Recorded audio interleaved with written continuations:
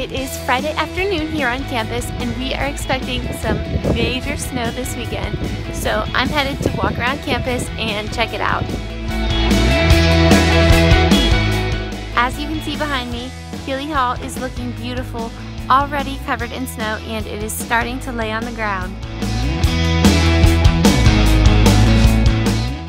Looks like nobody's out playing in the snow on the lawn yet, but I'm sure in the days to come there will be many snowball fights here.